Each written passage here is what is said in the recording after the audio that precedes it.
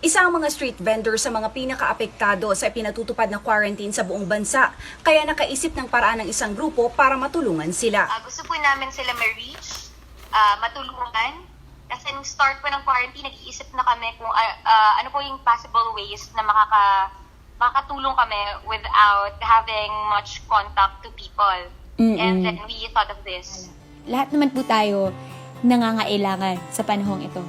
Pero sila po yung mas nangangailangan, and we think that it's just right for us to help them. Hello, I'm Amalia, and I'm one of the founders of Pasok mga Suki. When the quarantine and the lockdowns happened, I was finding ways on how to give donations and provide assistance to frontliners and to those whose jobs are affected by the pandemic, especially the ones under the no work, no pay scheme, like the drivers and the street vendors.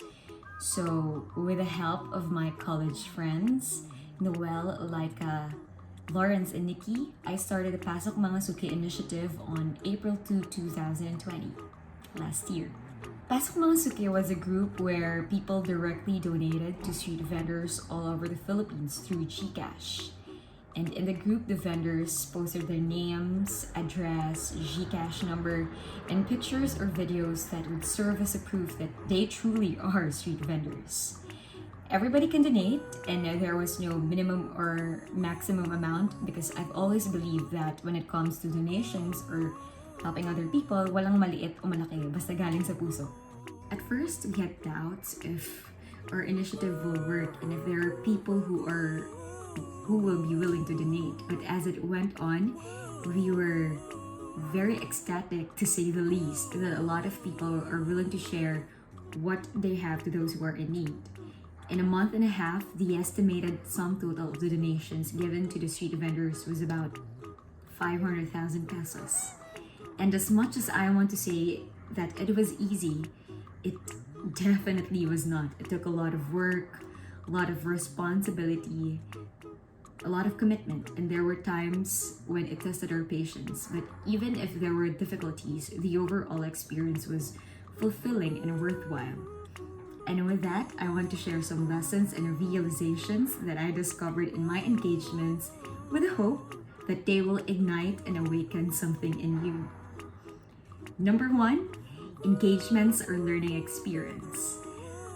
Honestly, I've never been so sure of what I want in life, but my engagements and participations helped me to develop new skills, discover new passions, and gain insights, not just about myself, but also of the communities around me, of the world around me.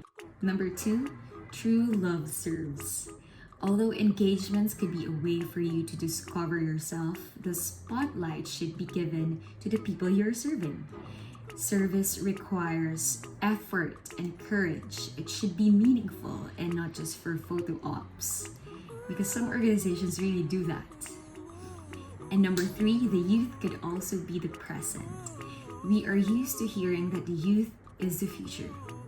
While it is true, I also think that the youth could also be the present, because we can bring out fresh ideas and energy if we are just given a seat at the table. Number 4, small steps can make a big impact. Your engagement does not need to be as big and as complicated. There are other ways to get involved, like for example, volunteering in your community, sharing your ideas, staying up to date on politics, and of course, voting. For those who are trying to figure out how they will get themselves involved, number 5, be yourself. There are some young people who get pressured to have an opinion about everything. And don't get me wrong, opinions are good, but do not force yourself to show up in a way that isn't a representation of who you truly are and what you believe in. Lastly, this may sound a little gasgas, but as Mahatma Gandhi once said, be the change you want to see in the world. We are not going to accomplish what we want to see in this world if we simply sit on the sidelines and wait for someone else to change it for us. So what are you waiting for?